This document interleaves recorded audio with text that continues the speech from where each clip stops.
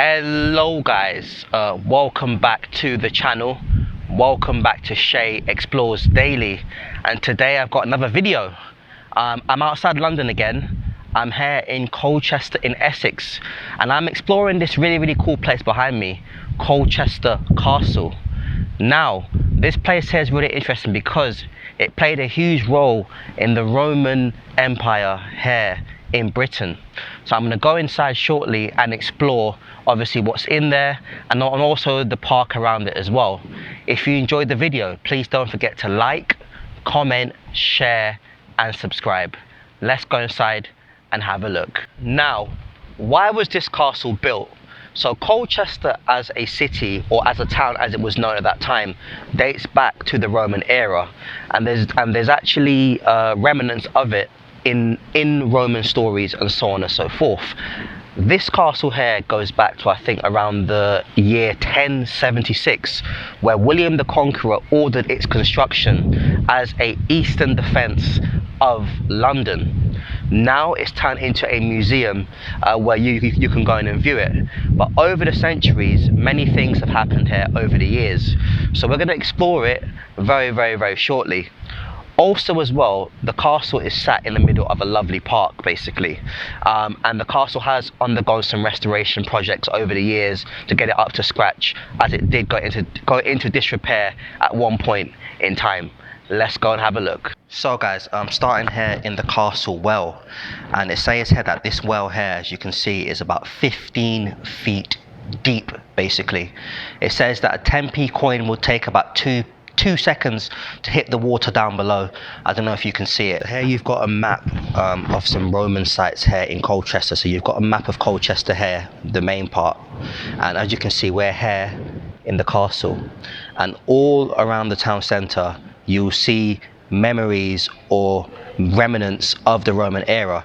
So there's like a gate here, a Balcon Gate, which I'm going to show you later, and so on and so forth. So here you can see what these are today. So you've got St. John's Abbey, you've got St. Mary at the Walls. That's an Anglo-Saxon church from the medieval era. You've got St. Botolph's Priory, which is like a famous wall going back to 1099. You've got the Holy Trinity Church, which is in town centre. So here on this table you've got some various materials that were used to build this castle.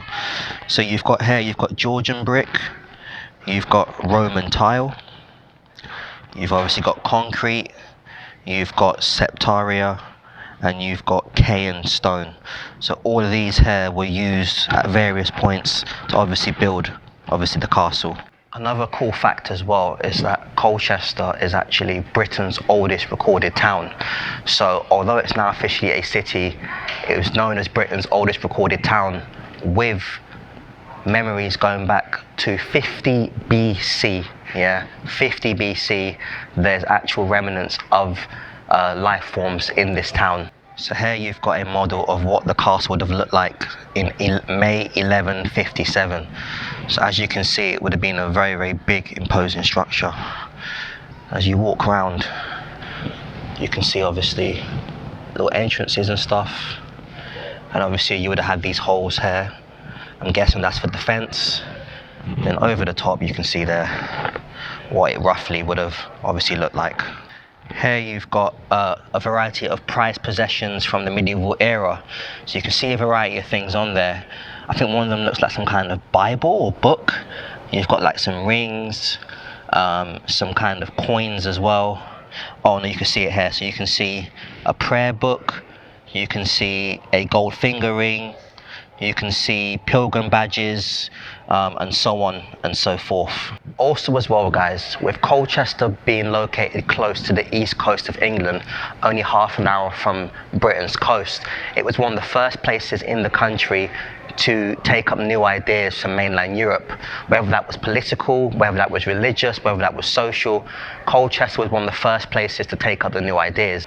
In 1648, Colchester was targeted in the siege of Colchester, and the town was damaged obviously during the English Civil War, and you can see remnants today of the damage that happened obviously all those centuries ago. Here you've got various type of potters and pottery. So you've got things like jugs here. You've also got decorated floor tiles. You've also got spandrel, and just a huge variety of pottery right here on display. Pottery was a massive thing, obviously during the Roman era. And here on this side you've got various medieval crafts. So you've got things like cloth shears, you've got things like spindle hauls, you've got leather works knife basically. And number 11 is a replica late medieval shoe. So these are the kind of shoes that they had obviously in the medieval era. I don't know if you can see it, but this bell here is about 400 years old and goes back to the 1500s. I think the year 1591 if I'm not mistaken. Behind me you've got an example of a town charter. Now, town charters are special rights and privileges that towns were given during the medieval era by monarchs. So this is an example of one that Colchester was given back in the medieval era, which gave it special autonomy to sort of make its own rules on its ways of life. So after the Romans left, at one point Colchester was occupied by Anglo-Saxons, Vikings and Normans. And in here you see a variety of things from those eras. So you can see things like cooking pots, you can see things like spears, axe blades, pottery, and so on. And here you've got examples of coins from the medieval era. So back in the medieval era, people didn't carry coins in large quantities. I think it was only 10 coins at a time, but you can see there roughly examples of what they would have looked like. Very small and compact. So this here, I don't know if you can see it, is called a cooking stool, and this is the kind of chair that someone would sit in if they'd been found guilty of crimes like drunkenness or gossip. Here you've got an example of a Roman mosaic floor basically. This was found in the garden in 1865. So guys, a very cool fact. So this block doorway behind me was actually once the entrance to the castle. So you can't see it here, but on the other side outside you can see like evidence of like a stairway that was the entrance to the castle. So this was originally the castle's original entrance. Here you've got a list of various materials that were used to make housing in the Iron Age basically. So you've got things here such as Darmsden Linton pottery, you've got loom weights, you've got burnt stone, you've got salt making, and so on and so forth. As you can see here, back in Essex in the Iron Age, people were directly involved in farming and communities. So things like weaving, pottery manufacturing and other crafts took place inside of the household. So guys, I'm guessing this behind me would have been an example of an Iron Age settlement in Essex at that period of time. As you can see, things weren't made out of bricks, they were made out of things like wood and other materials. But what you can see is the actual round, like sort of dome structure that goes over it as well basically. But I believe this is typical of what homes would have looked like in Iron Age Britain. So here for example you can see like bamboo sticks basically as well. What I was talking about, like sort of like a dome going over basically. You've got various like baskets, don't know if you can see it so dark, like baskets and stuff, and obviously you've got little benches, and this looks to be like what remains of like animal fur or something like that. So you can kind of get a gist of what life was like in Britain during the Iron Age.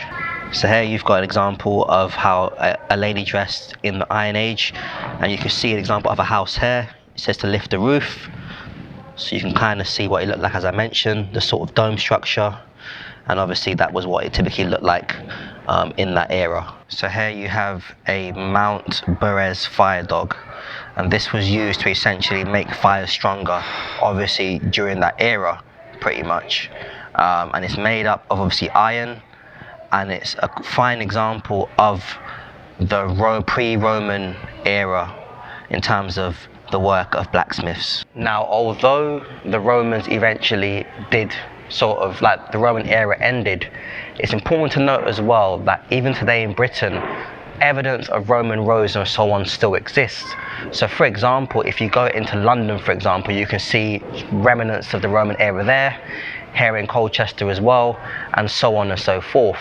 Here's another example of a Roman mosaic design that was found here in Colchester as well. And as you can see, I can't touch it obviously, but as you can see, it's a lovely, lovely design. And it's quite common actually, even to this day, to find remains of the Roman era in towns and cities like Colchester. So in this section, you can see evidence from the first arrivals of Anglo-Saxons from mainland Europe into Britain.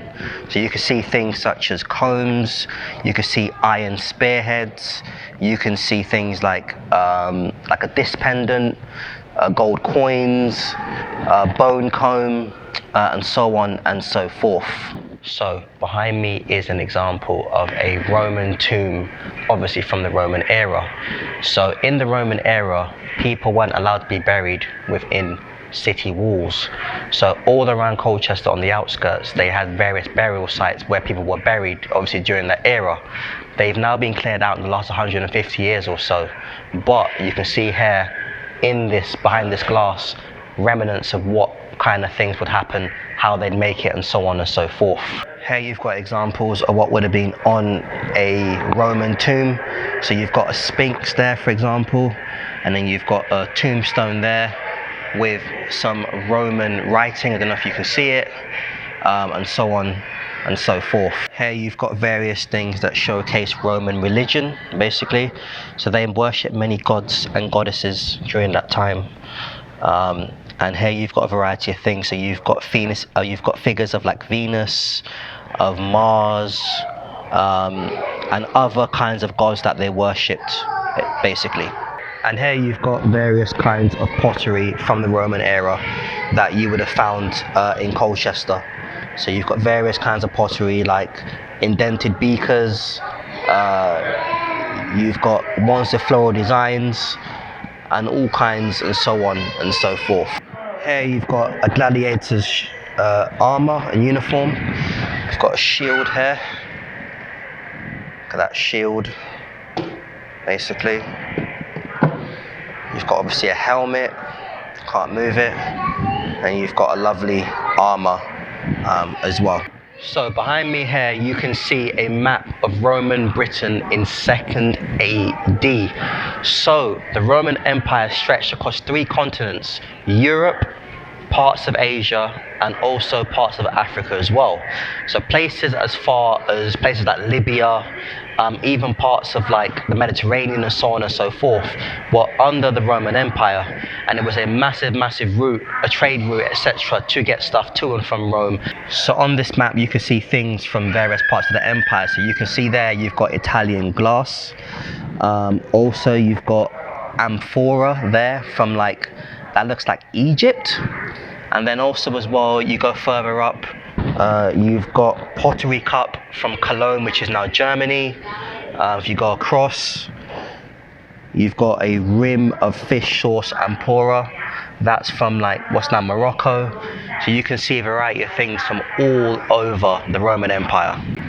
More closely in the UK, we've got number 10, which is a carving of a hare that was found here in Colchester.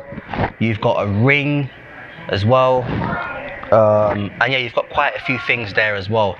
I did say 2nd AD, I meant 2nd century AD. So this here says please smell, and the Romans were known for actually liking flavours in their food. So if I lift up the lid, this is fish sauce, and this one here is bay leaf. You can see a variety of the kind of pots and stuff that they use to obviously make their food and obviously eat their food as well. You've got a toga here as well that you can try on. I'm not going to try it on obviously, but you can see you've got a toga here that you can try on pretty much. You've got an example of what a gladiator would have looked like. This is meant to be like a house slave. This is meant to be just some normal boy. This is meant to be a normal lady, and this is a potter, basically. Now here you've got some slave chains from the Roman era, and slavery has been going on for centuries going back, and it's still going on today. But these are examples of slave chains, possibly from the 4th century AD, and these were found in Castle Park, basically. So guys, I'm standing in the room that was known as the chapel. So earlier I mentioned that the Romans prayed to a variety of gods and so on and so forth, but it actually was discovered that this room was the chapel basically. So this room obviously has been a chapel, but it has actually been used for military purposes as well. I think back in the Victorian era also. At one point this room was in disrepair, but it was repaired in 1749 by a man called Charles Gray. He actually created an entrance to here through the arcade, and since then this room has obviously been in use since then. I'm guessing this is where the priest would have sat. Then over there I'm guessing that's where they would have prayed. Looks like some kind of like special pulpit if I'm not mistaken. And then here you've got a 13th century stone coffin basically. As you can see there, you've got like a little opening and you've got various, I don't know what that is, sculptures and stuff. But yeah, this is from the 13th century I believe. If you watched my video at the British Museum, you would know what one of these is. Now it's called a temple, but I believe the correct term for it is a Parthenian, if I'm not mistaken. It's sort of like a strong ancient Greek structure or Roman structure, as you can see. And this is like an example of one here basically. Looks absolutely amazing. So this bit here is all about the Roman legions, so they're soldiers. So you can see here in this section a variety of things that they would have had on them. So for example, you can see a sword. They've got here things like daggers. They've got here this thing right here in the middle is a replica helmet. This one is an inscription. This here is a mortuum sherd. I hope I said that correctly. That there at the back, I don't know if you can see it, is a sculpture of goddess Epona. And then right here you've got things like the fragments of helmets. So these are obviously helmets that probably been damaged in battle, and so on and so forth. So this section behind me is the prison section, so where the prisoners would obviously be held. Let's go inside and have a look and see what's in here. I believe this is the final section of the castle that I haven't had a look at yet, so let's go. Now here's some examples of some crimes and the punishments that you would have got. So if you were a murderer, you'd have been executed by hanging basically. But if you could read from the Bible, the sentence was reduced to being branded with an M on the thumb. Stealing goods, you'd be standing in the pillory, which is like a lockable frame, which was held by people by the neck and wrist, where passers-by could attack you. If you were on trial for heresy or condemned for it, which is basically refusing to follow the official religion, you were executed by hanging. In Scotland or Europe, you will be burnt at the stake. Selling bad meat, you'll be fined, tied to a post in a marketplace and whipped. If the goods were worth more than 12 pence, then you were hanged. Witchcraft, execution by burning at the stake. Friends might be allowed to tie a bag of gunpowder around your neck to hasten your death. Refusing to enter a plea of guilty or not guilty, known as mute of malice. Tied flat on the floor and pressed to death with heavy weights. This could take up to 5 days. So the first recorded date of Colchester Castle being used as a prison was 1226, and it officially closed as a prison in 1835. So it was used as a prison for over 600 years. And as you can see, Colchester has had a long history of people prepared to die for their faith, remembered as Colchester martyrs. The first of these was a guy called William Scheveling. He was burnt to death in front of the castle in 1429 for denying the authority of the Pope. So I'm standing down here where the prisons were obviously kept, and some of them sadly died. So they've got one here and then one here behind me. Obviously they're not in use, but you've got like a little video that gives a background of what the experience would have been like for those prisoners, sadly. So as you can see, it's down at the bottom of the castle, but yes, there was a prison here for 600 years. So guys, I've come outside the castle now, and as you can see, in front of it, the remains of several buildings can be seen in front of the castle, and these were uncovered in excavations carried out between 1931 and 1933 basically. So for example, here you can see an example of one right here as well, and then along this wall here as well you can see examples of what stood here pretty much during that period of time. So guys, behind me you've got the castle east wall, and this wall here was built around the year 1080. Construction was actually stopped during that period of time because they had to build defences along here basically to protect the castle. I don't know if you can see it up there basically, but this wall here goes back to 1080, and it was a massive defence from invading forces. So this door as well behind me was built to allow easy access into the prison. So I believe that was built in the 1700s, I think the 1780s or so. That was built to allow easy access to get people in and out of the prison. It actually was originally one of the original windows of the wall, which was obviously knocked down to build the wall to give way to obviously the entrance to the prison. So guys, I don't know if you remember earlier in the video when I told you that the original entrance to the castle was from the north side, and it was through a door, which is now a blocked wall.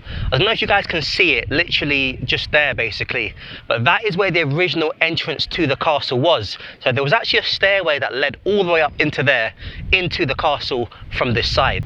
Here you've got a rough sketch of what the castle would have looked like obviously back in its heyday basically.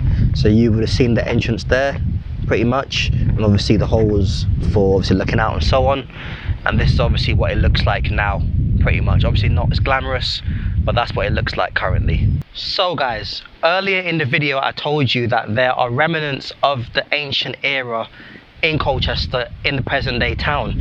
So here's the first one. So here's a place called St. Botolph's Priory, which is like an ancient wall from the 1100s. So it's still standing today. As you can see here, it's nothing fancy, but it is a reminder of this town's deep, or town or city's deep history. So guys, the next reminder of Colchester's history is this wall here. So this is a Roman wall, and it goes back to the Roman era and was one of the walls, the original walls that surrounded the actual town of Colchester. So as I spoke before earlier, I showed you guys a map of the town, and there was walls that surrounded it.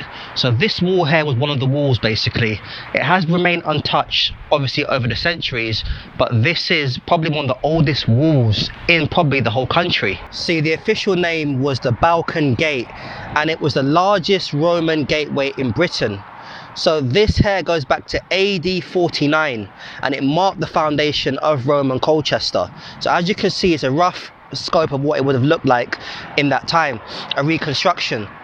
And as you can see, this is basically what it looked like in the 60s before obviously it became what it is now. But you can get an idea that it goes back all the way to AD 49, and here you can see the wall I spoke about, the wall of the town, the Roman wall, and the Balcon Gate was here. So it was one of the original walls that marked Roman Colchester. That is it guys for today's video. If you enjoyed the video, please don't forget to like, comment, share and subscribe. I've had a lot of new followers recently. We're on the road to 3,000 subscribers, and yeah, thank you all for your support. In the meantime, I'll see you on the next video. Bye bye.